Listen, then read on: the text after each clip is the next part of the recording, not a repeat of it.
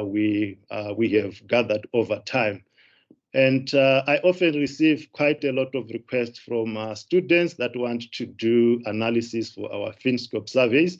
So that data is available, especially the one that is older. And you can actually request the data from us in case you want to do time series analysis.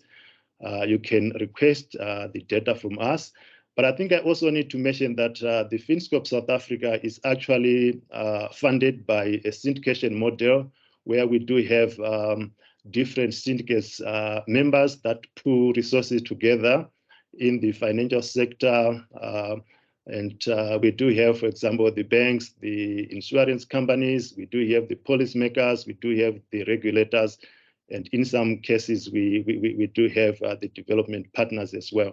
So this is how we actually fund the FinScope survey. And I just want to thank our syndicate members for the continuous support that they give us. In terms of the process itself, the FinScope is always, it always goes through a very rigorous process. And the presentation that we are doing today, this is just the last mile where we are presenting the results. We have actually traveled a very long route to come to this point where, for example, we worked with the research house. Thanks very much to the research house. And we also worked with the syndicate members to refine the questions, because every time we want to make sure that we capture the most relevant information. So it's something that we have actually done. And then lastly, what I just want to mention is that, as I have said, the FinScope launch is the last mile. We are actually busy now preparing for the FinScope 2022 process. And for us, it's actually very exciting that in 2023, we are going to be doing both the FinScope Consumer and the FinScope MSME. And yeah, it is going to be an exciting and stressful time for the team, because obviously even the syndicate members, they are the same syndicate members that will be contributing to the FinScope Consumer and the MSME. So it is going to be an important journey for us. It's the first time that we are doing these surveys at the same time, but we have done it in other countries where we implemented both surveys. For example, last year we did it for Zimbabwe, so it's really not something that is new. We are excited to be embarking on this. So I think without really spending a lot of time, I just want to mention that the presentation, I'm seeing my time now, I'm behind my time.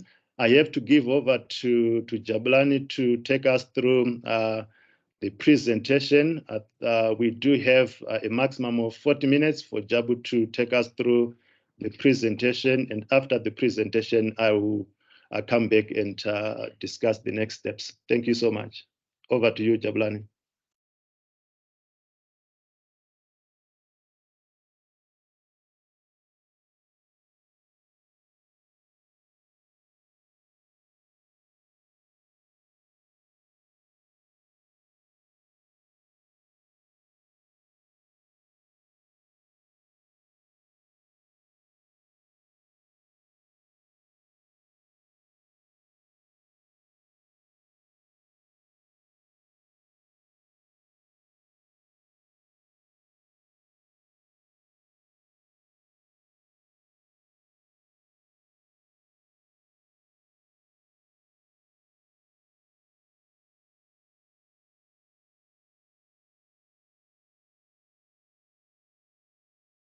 Yes, Jablan is just trying to project his presentation. He will be presenting shortly.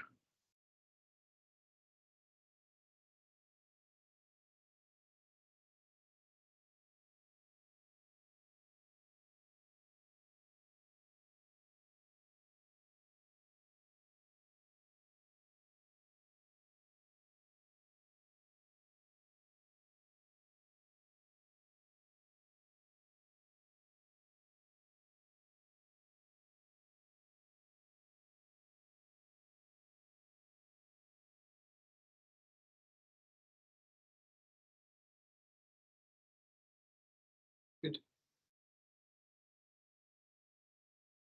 Great. I think we are ready to go. Jabulani, you can take over.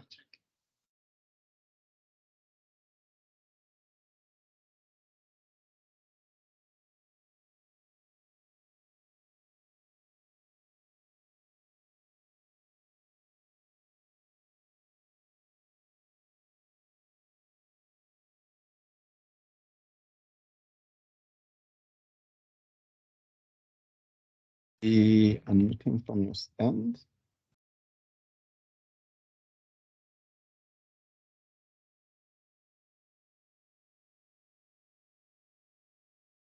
Good morning, everyone. I hope you can all hear me. As you can see on the screen, my name is Jabulani Khumalo. And thanks for joining us as we are launching the FinScope Consumer 2022 survey.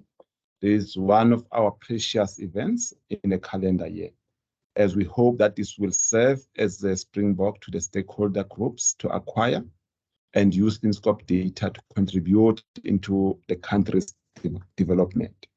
So we'll go straight to the presentation. Before that, let me just talk to the structure of the presentation. It is divided into 4 clusters. The first one will be the FinScope surveys, objectives, methodology, and the achieved sample, and then levels of financial inclusion, and the impact, and the socio-economic factors, and also we'll try and understand where we are standing in terms of the financial health status. Lastly, we're going to talk about the financial inclusions and the consumers' needs and sustainable livelihoods. Where is the link? Where can we identify the gaps and come up with more meaningful interventions? And then lastly, it will be conclusions and discussion. I'm sure those discussions will be now leading us to the breakaways that Dr. K spoke about after this presentation. Now, every research design is driven by the research objective. And for FinScope 2022 survey, it was designed to determine the individual's adults' livelihoods and how they manage their monies, that is access to, use of, and demand of financial services, both formal and informal. The extent to which they use financial services to do so, and to monitor the changes in the levels of financial inclusions over time. To facilitate higher levels of financial inclusion, that is by providing insights into the drivers of uptake and usage of financial services among the different segments of our adult population.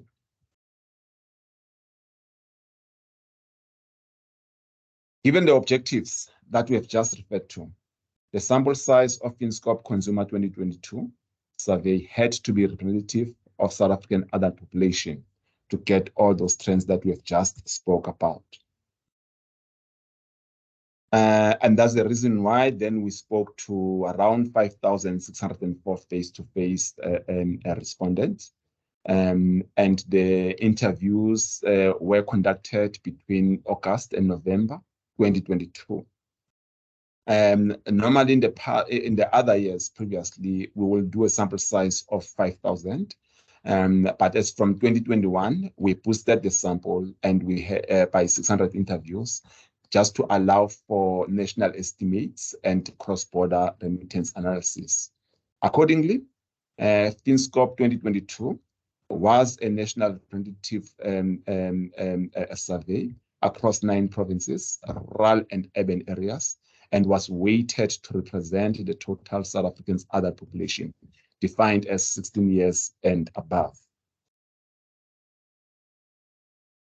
Now, the achieved sample size or respondent were benchmarked against Stats SA 2020 mid-year estimates, which gave us around 43 million adults, defined as adults 16 years and above. In terms of profiling or distribution, 52% being female, mainly Black population. And in terms of provincial distribution, almost 50% of the population residing in Gauteng and KwaZulu-Natal provinces.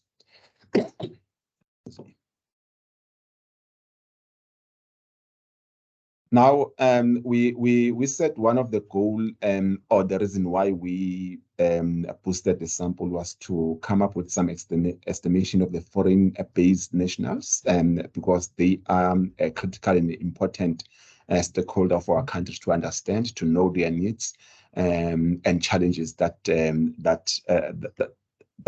normally we will be just thinking about. So in terms of the number, there are an estimated 3.5 million foreign nationals in South Africa, which amounts to 8.1% of the entire population, aged 16 years and older. 1.5 million resides in Gauteng province and predominantly males. Please note, FinScope estimates exclude children under 16 years and babes.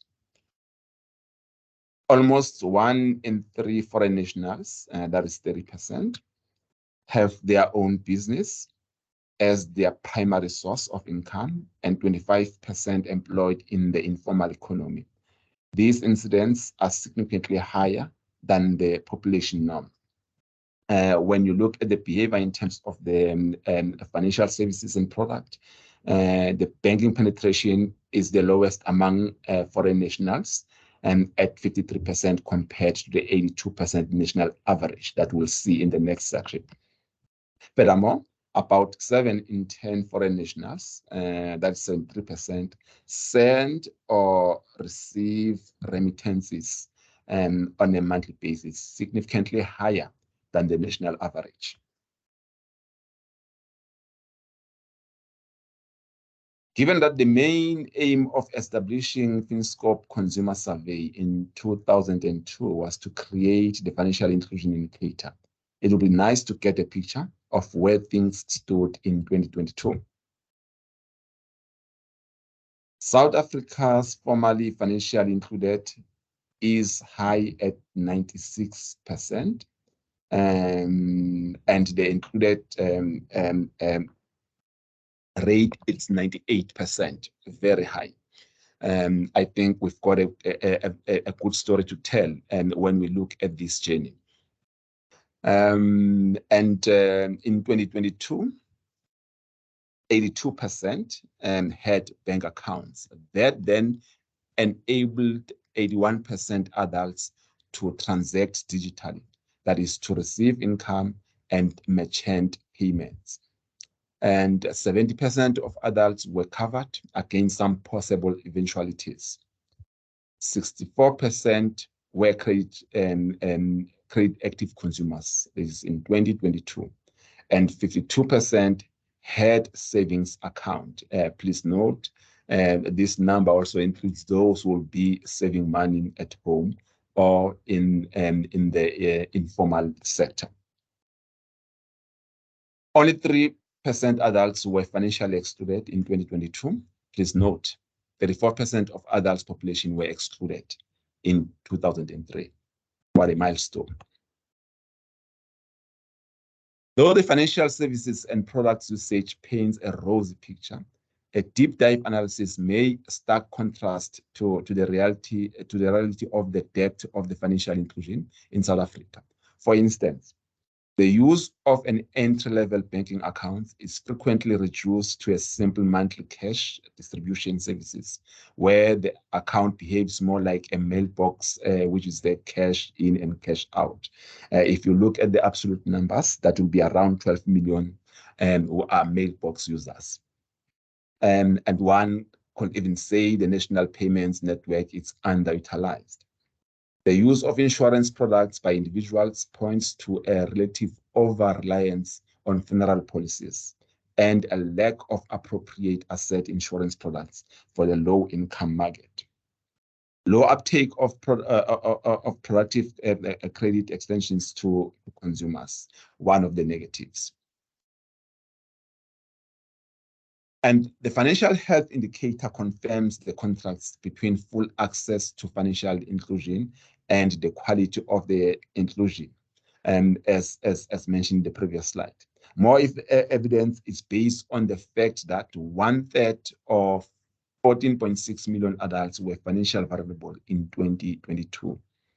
Typical characteristics of financially vulnerable populations are employed, are the unemployed populations working in the informal economy, economically inactive adults, and unbanked and excluded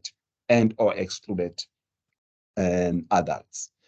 Typical signs for a strong financial health, that will be around 30% of the population, will include a steady flow of income, rare changes in expenses, strong returns on investments that have been made, and a cash balance that is growing and is on track to continue to grow. Let us now use socio and economic factors to understand South African situation in 2022 and probably identify gaps between the high levels of financial inclusion and sizable number of adults who are financially vulnerable. South African economy in 2022 was characterized by 3 chronic labor market challenges. That is extremely high rates of inactive, and that will be at 31% population. And it's defined as the students or learners, retired, and the housewives or husbands. And then the high rate of unemployment was sitting at 27%. And these are people who are unemployed and actively looking for jobs. And also a fewer self-employed individuals. That will be dealt with in the next section of slides. The labor force population comprises all persons who fulfill the requirements for inclusion among the employed or the unemployed who are looking for jobs. And it's sitting at 69%, meaning South Africa had 69% of adults who were economically active population in 2022. And almost 1 in 3, as I've said, adults are economically inactive. To the definition that I've just referred to, you will also include the discouraged workers. Given the painted picture in the previous slide, it is not surprising that 54% or 23 million adults' main source of income is dependent on social welfare. That is the assistance from families and the government. In SASSA's 2022 annual report, it was stated that SASSA paid a monthly social grants to around 18.4 million South Africans. FinScope Consumer Survey 2022 confirms that, though slightly high at 18.9 million. The population groups that drive high uptake of social grants are the economically inactive groups. And as we have described them, they are the retired students, housewives, house husbands, and discouraged job seekers, and the unemployed. Adults employed in the informal sector are less likely to depend on government social security. In total, are 3.2 million adults. 2 million were employed in the informal economy and 1.2 million in the formal economy. Therefore, it seems informal economy is not a solution to creating jobs only or reducing poverty, but also to reduce welfare society that heavily burdening government social security and family members.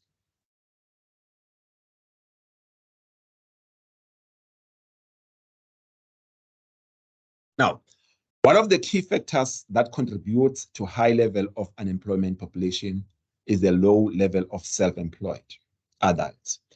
If South Africa were to match the self-employment rate of its peers, doubling current, it could potentially have its unemployment rates reduced.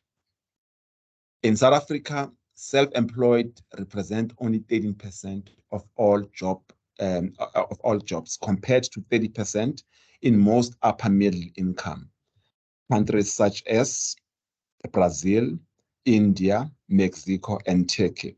We have also included Nigeria as an outlier. Supporting the informal sector, as we have seen in the previous slides, will go a long way in creating sustainable livelihoods and reducing levels of unemployment. This is over and above the benefits mentioned in the previous slides.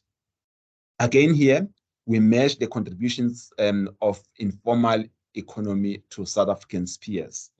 In South Africa, informal economy contributes 42% of all jobs, that is your workforce, at least comparable to countries such as Brazil and Turkey, but India, Mexico, and Nigeria.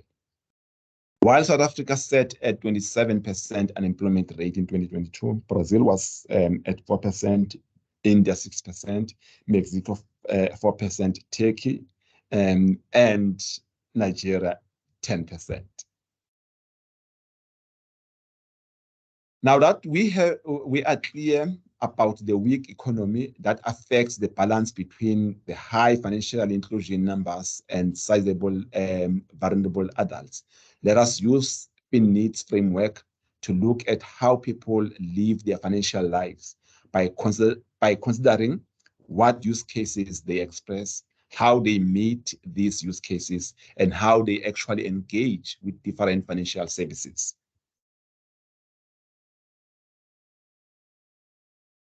Also, unpacking consumer needs can help to inform the gap between the high levels of financial inclusion and poor performing financial health indicator.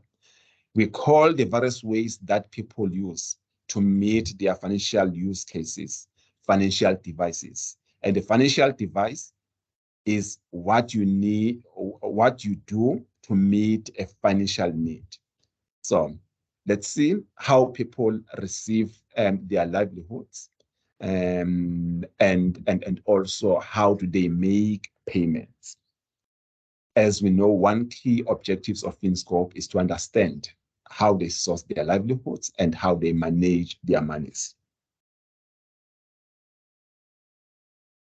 The formal employment and distribution of social grants to beneficiaries moved from using pure cash to transferring money to bank accounts.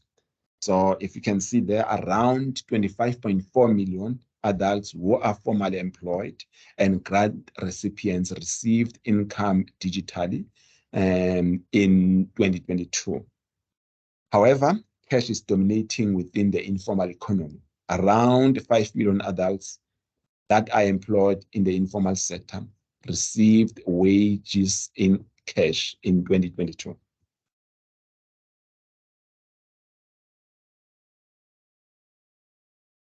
53% adults received or sent money from or to people who are living in different households. Slightly more adults sent money,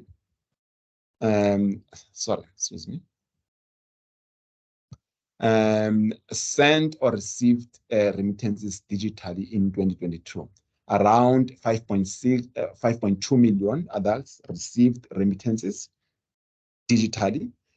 And when you are combining this with the formally employed and the grant recipient that we saw in the previous slide, we are now sitting with more than 30 million adults receiving money digitally on a monthly basis. Again, a great picture, a rosy picture. As I've said, we are observing a good story as far as the digital financial services uptake is concerned, but cash remains the primary mechanism to transfer value, even for those with a bank account. And around 32 million, or 95% of adults receiving income money digitally, withdraw cash monthly. Of those who withdraw cash from the accounts, 12 million are mailbox users. defined as adults that withdraw all the money as soon as it is deposited into their bank accounts. Well, top 3 reasons for withdrawing all cash immediately in 2022 included the need to use all the money that was deposited. This reason was cited by 50% of the respondent of population that is doing this behavior, and the matter of preferring cash was stated by 38% adult. Using my bank account is expensive. It was mentioned only at 7%. So it is a need and preference driven.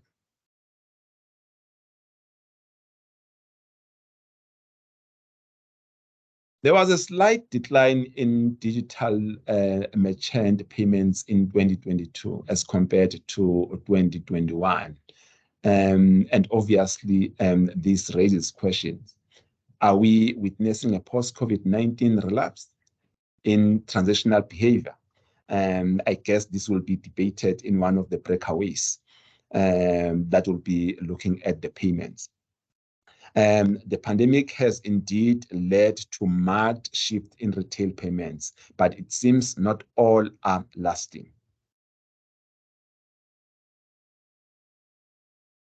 Another pillar of the consumer needs framework, it's how people manage their liquidity. So now let us look at the need to meet expenses in each income cycle. Most respondents,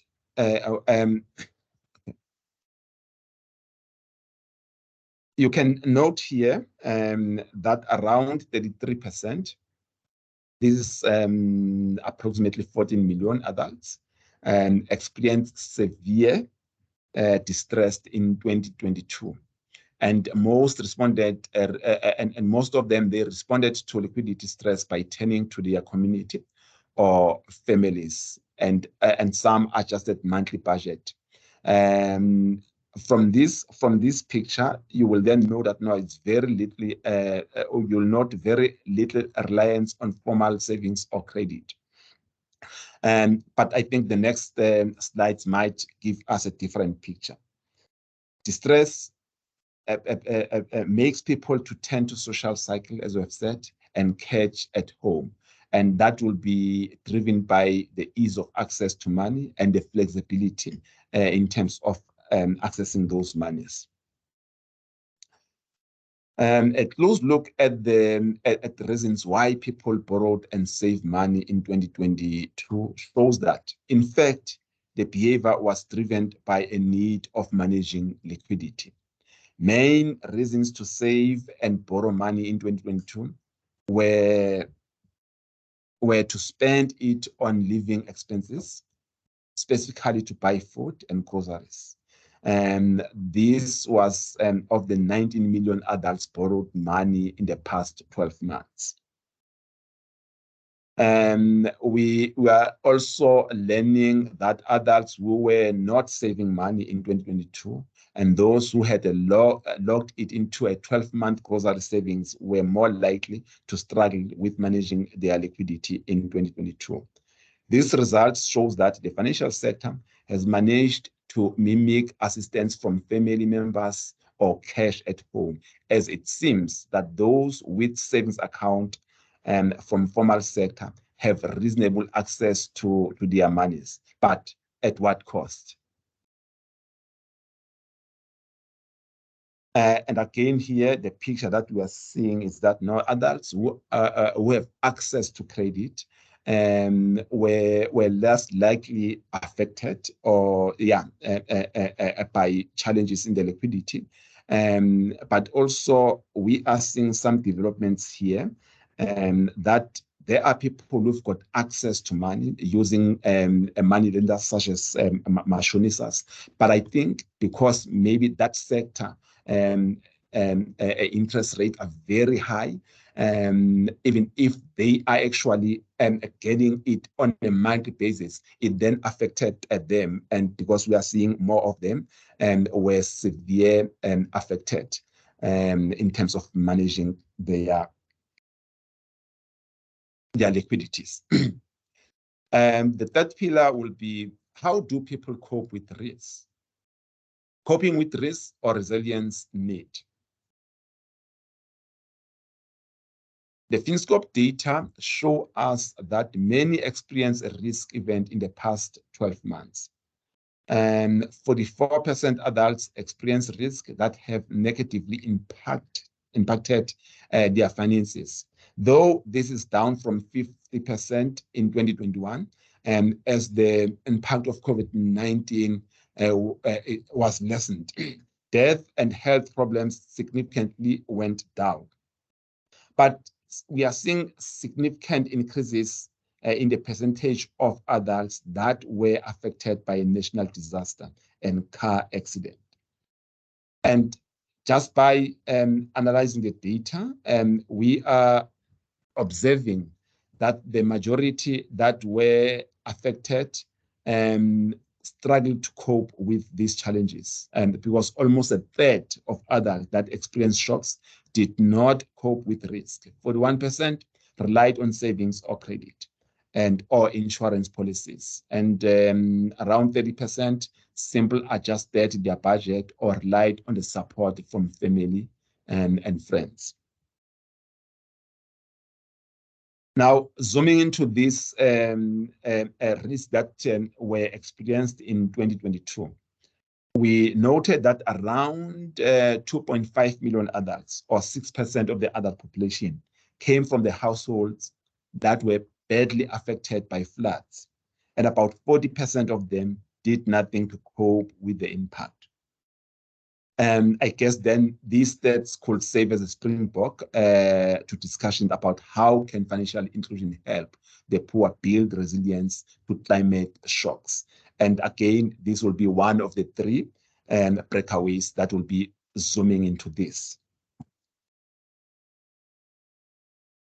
Though climate change affects both life and non-life insurers, recent floods and unrest have change consumer perceptions towards non-life insurances.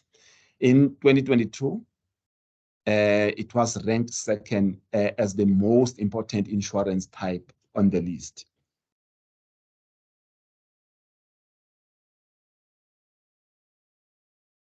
We also have energy problems. This will be also probed further in one of the breakaways, and we will ensure that we include a module on energy and climate change in 2023 survey as a module, and we'll probe this further. But on this picture, we are seeing a long-standing structural constraints such as electricity shortages, energy affordability, which continues to be binding.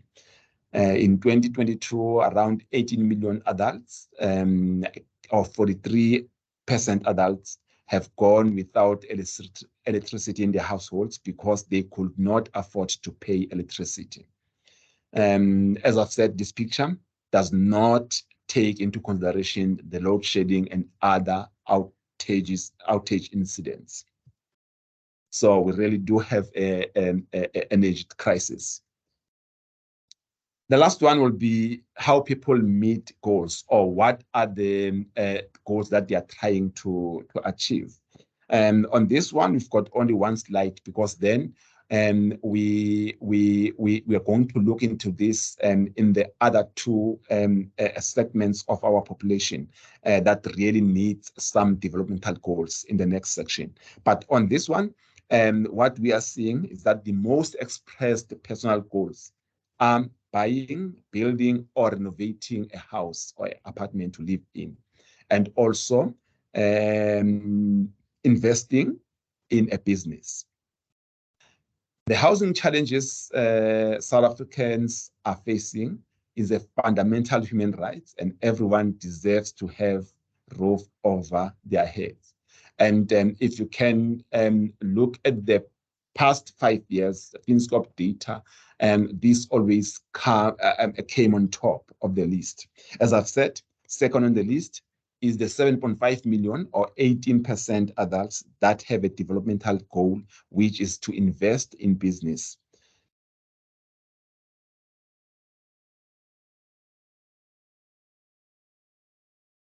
Now, the absence of livelihood opportunities within the formal economies of developing countries lead to an over-reliance on informal or self-employment, which comes with a range of risks if it's not well supported. I hope that the evidence from FinScope data and engagements we are having today will be a step in the right direction in terms of understanding the informal sector or informal economy. And this section gives us some brief insights into the informal economy, and more insights will be unpacked in the third and the final breakaways group that will engage maybe in the next 15 minutes. The informal economy constitutes 42% of the total workforce, as we have alluded in the previous section, mainly driven by the part-time jobbers, mainly in the formal sector, but their activities or work are done for periods of time shorter than the usual hours or scheduled, and they do not enjoy the benefits of the fully employed employees. And then second on the list will be the piece work, or the piece work. It is any type of employment in which a worker is paid a fixed piece rate for each unit produced or actions performed, regardless of time. This can mostly cut across doing painting, cleaning the yards, and so forth. This will be the job that they'll be doing within the communities. FinScope does show that the number of domestic employed adults sitting around 1.5 million. And this is divided among the domestic workers, mainly female, and the gardeners. This tends to be employed for hours, normally with some forms of agreement, and have slightly more regular income compared to piecework jobbers. This is the male-dominated sector. I think we've got around 60% females working in this sector. However, job activities such as waitering in the restaurants, domestic workers, beauticians, and cashier parking are female-dominated. And we do have the data, as you know, that FinScope, it's a pot of gold. You can get more of this analysis in the data set itself, or the data book that we have produced for the subscribing members.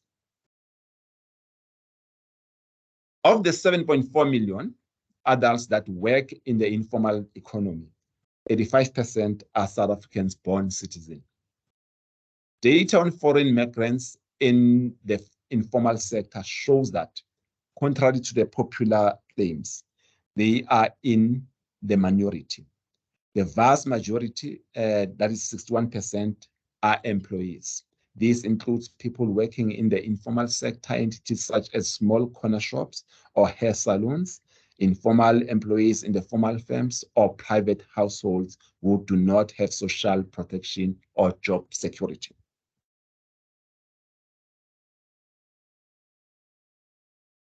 Again, just putting the lenses of nationalities in this sector, you will know that people born in other countries were more likely than non-migrants to be self-employed and possessing trade skills than South African-born citizens in the informal economy. South African-born citizens' top 3 job activities in the informal sector is driven by the part-time workers and the piece work jobbers and domestic workers, while foreign-born citizens, top 3, are more likely to be hawkers, self-employed, and trades such as plumbing, building, electricians, and so forth. South Africa's informal sector creates jobs, but that shouldn't be romanticized, as the vast majority of informal operators, that is around 90%, and well below the income tax threshold of 79,000 per annum, and far below the national minimum wage of 3.7 per month.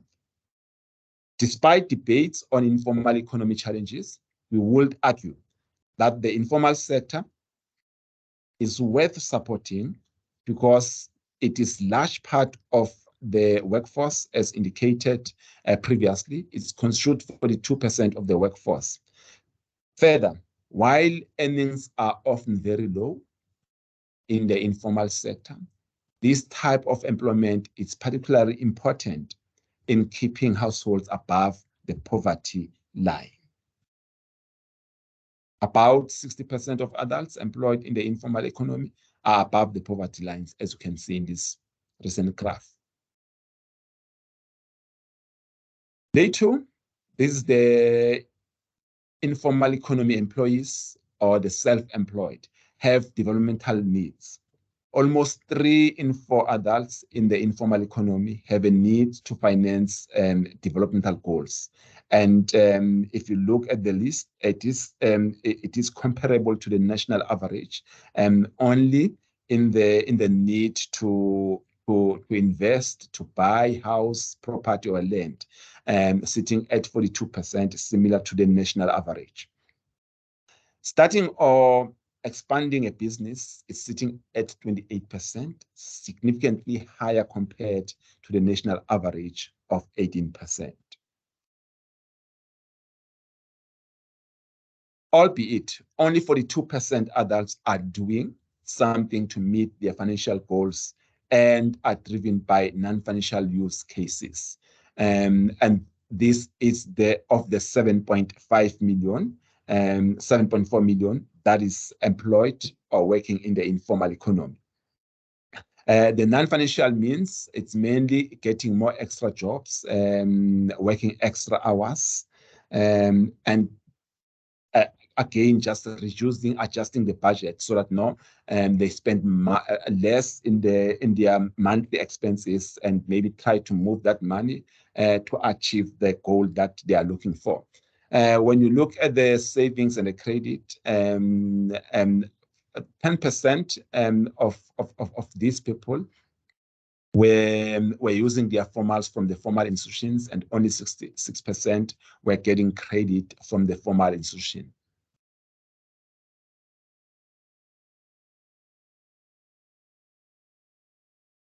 When you look at this sector, getting tips is key in this sector, as they likely to supplement their income, which are usually small and in cash. If you look at the job activities, your caregivers, waitering, cashiers, beauticians, and car guards employees were more likely to be tipped. Around 5 million, or 64% of the informal workers receive salary wage in cash, as we mentioned earlier on, and almost 3 in 4 of 5.4 million withdraw or deposit cash on a monthly basis. And so, as we have said, it's very cash based. And again, we're going to debate this in 2 of the breakaways, both in the informal and in the payments breakaway, just to see how as a sector could assist in terms of formalizing some of this, and by doing that, we'll be contributing to some of the social illness that we've identified at the beginning of this presentation. The last one, as we have identified 2 sectors, the informal economy and the self-employed, as one of the chronic illness in our labor force. We're going to look at the last one being the self-employed. We have already mentioned that around 5.7 million adults are self-employed. This is around 13% of the adult population. This is against about 30% that we have spoke about in the upper middle income countries on an average. Almost 18% or 7.5 million adults, South Africans, want to invest in their businesses or to start a new business. I think this is a great story. If we can assist this, I think we can then double or almost double the current figure, which is sitting at 5.7. Of those who want to invest in their businesses, almost 2 million are current business owners who want to grow their businesses. This is of the 7.5 million. And then the other 5.5 million are inspirational entrepreneurs. So they are not in the business already, but they want to do something. Now, let's see if the sector is able to assist them in their goals. Certainly, unmet sector needs are apparent for adults aspiring to invest in or start businesses, as the majority relied on non-financial use cases. Of the 7.5 million that we spoke about, with the needs to invest in the existing or new businesses, only 38% or 2.8 million are doing something to realize their dreams. What are they doing? Just above 1 million use their savings and credit. That is just the net to invest in their businesses. 79% savings and a large proportion of savings are money kept at home.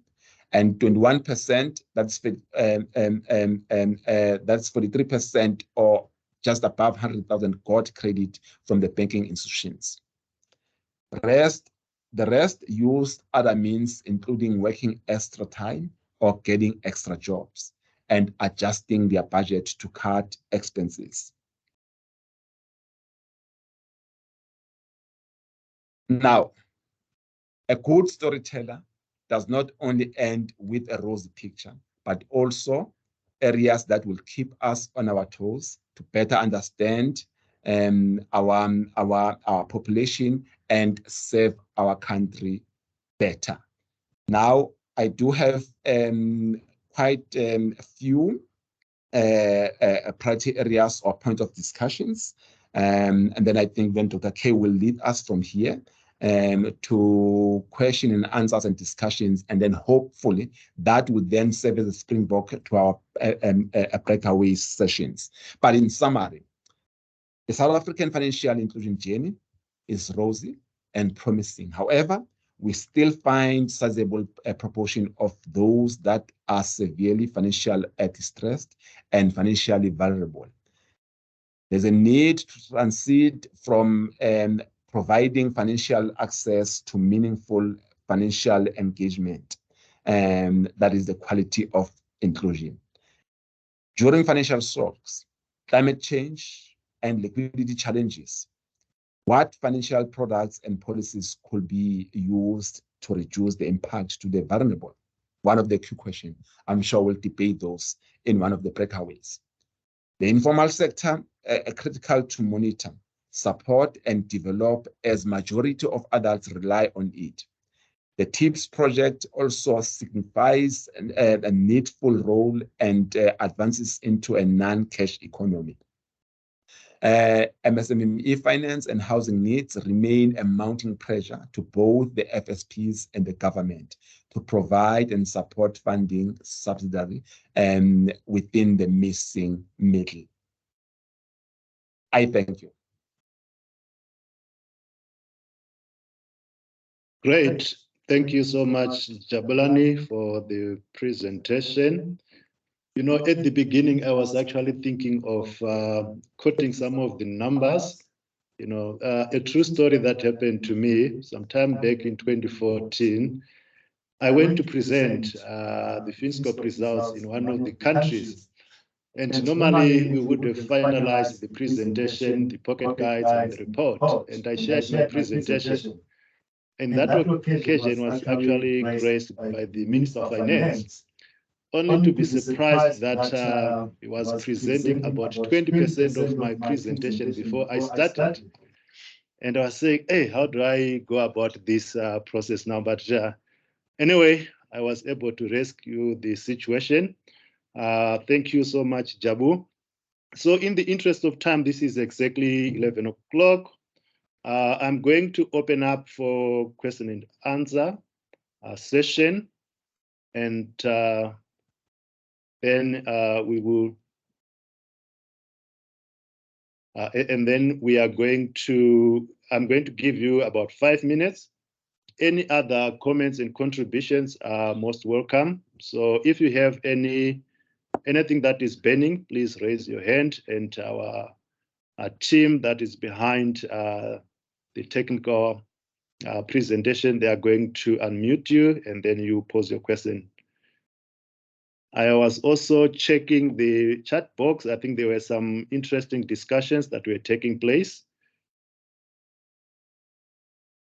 But perhaps before I give any opportunity to other people, can I ask Brendan, do you have any comments just to make, or maybe 1 or 2 takeaways that you want to share with us? Thank you. Thanks, Dr. K. So you're putting me on the spot now. I think the data on the informal sector and beginning to get a more granular understanding of the sector, how people work, where they work, how they earn their Brendan, income. I think you're on mute. If you can unmute, please. Can you hear me? I can hear you. We can hear you. Yes, I'm not on mute. Dr. K, can you hear me? Dr. K. Please go ahead, Brendan. We can hear you. Okay. No, I was saying the data on the informal sector and getting a more granular understanding of how it works, where people are employed, how they earn their living, especially the sense we are getting around the role that tips plays in people's incomes. I think that's new to FinScope, but certainly is for me quite exciting and critical if we are to better support people to get employment or to improve employment. That for me was one of the key findings coming out. I think also very interesting is the fact that we are talking about a rosy picture, but inequality, unemployment, and people in distress is growing, means that we have to look at how we conceptualize and position financial inclusion. We have to look at it differently. And the link between financial access and how it improves people's lives is a link that we have to look at much more closely. Just the third area for me, Dr. K, is the focus on climate change and the impact that climate change is having on people's lives. I think the results have now shown that we have around 2 million people that have been impacted by severe weather conditions in 2022. This is not entirely new, but I think the incidents are increasing. We know that there's another climate disaster, floods in Port St. John's that's just happened, and it's an area that the world is looking at. I think in the SADC region, we are particularly susceptible to it. And we have to look at what role does the financial sector play to support people in this sector. And that's an important new area that's coming through. I'll leave it there, Dr. K. I'm sure others have things to add. Thank you. Great. Thank you so much, Brendan, for your input. Are there any hands, any contributions to the results?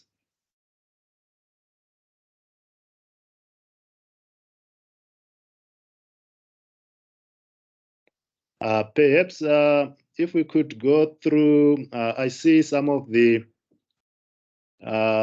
charts that was taking place. Yes, there is a hand. Michael, can you please unmute? Hi. I found it I'm working within the credit providing industry, and I find it interesting that it's so low amount of people that turn to credit when they need financial assistance. Is there any data whether these people wanted credit but were denied credit? Because obviously that 10% was just that, or the small amounts was just that got credit. Do we have any insight into whether people wanted credit but were denied credit, or people just don't turn to credit when they need credit? I mean, when they need financial assistance. Thank you. This is very fascinating. Great. Thank you so much. I think the team is going to respond. Can we have another, maybe 2 set of questions before we can respond?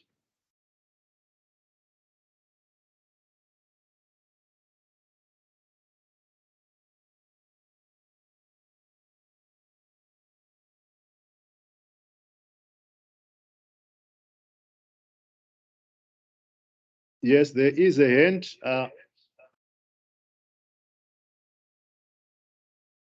Michael? Yeah, good morning. Can you hear me?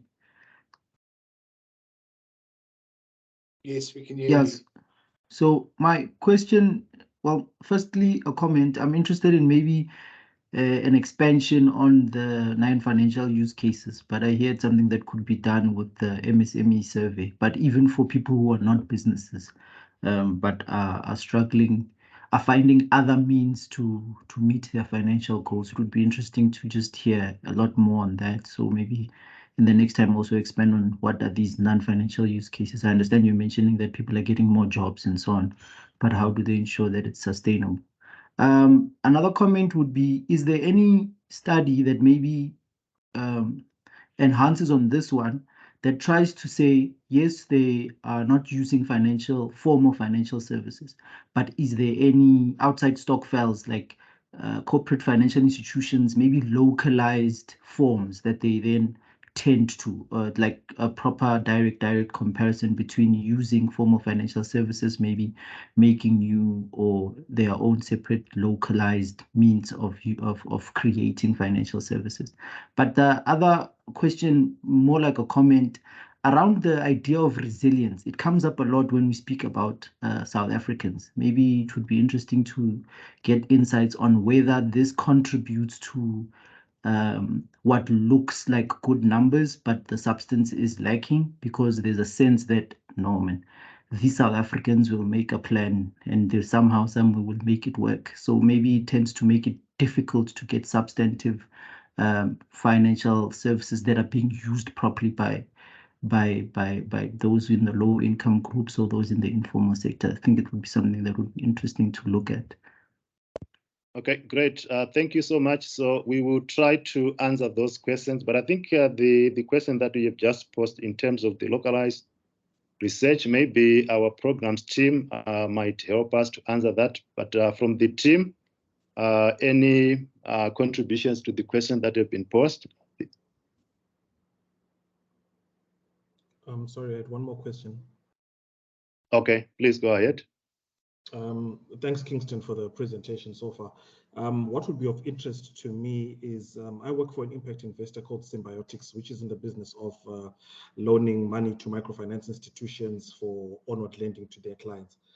As part of the adaptive mechanisms in times of distress and crisis, I heard you mention credit, savings, family support, insurance, and budgetary adjustments on a personal level.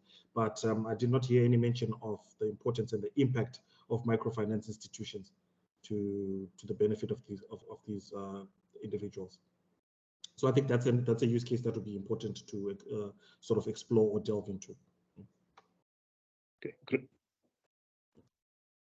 great, thank you so much. And indeed, the use case that we are talking about from the data team, we implement the FinScope surveys, but what we normally do is we do have the programs team that will implement such specialized type of research. So it's definitely something that FinMark Trust can actually look into. Maybe Pumelelo, I don't know whether you want to comment about that. And also, I think there was another question with regards to localized research, because what we often do is some of these areas that we would have identified, we would dig deeper into those, and the program team will design specialized projects, which we will try to capture that. So definitely your comments and contributions are important. We will be looking into some of those aspects.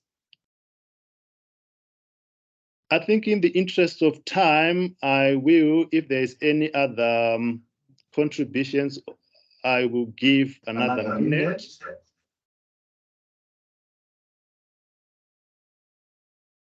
And then we will go into the breakaway sessions. Any contributions to make?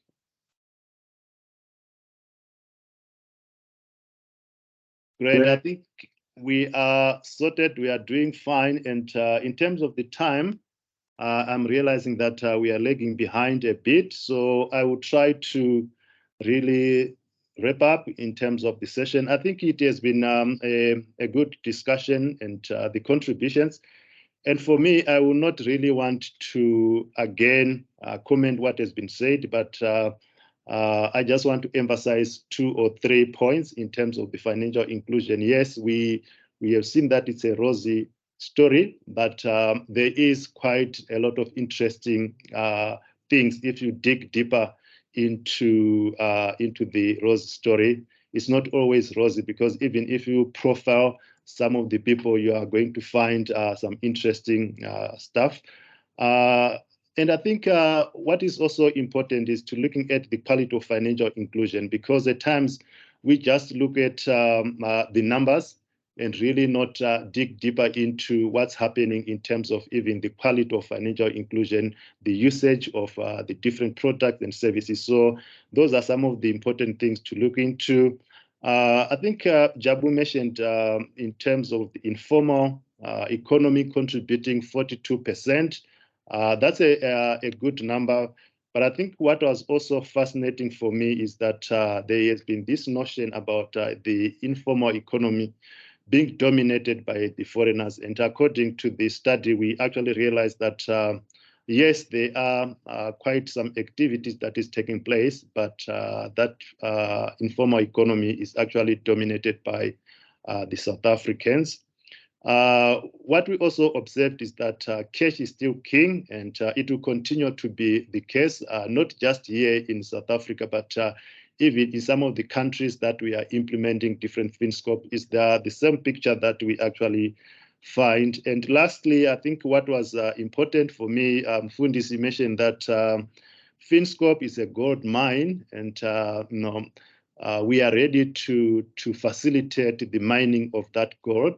And please get in touch with us, and we will discuss further. So without spending a lot of time, Mike, are we done with regards to the allocation of the participants to the different breakaway sessions?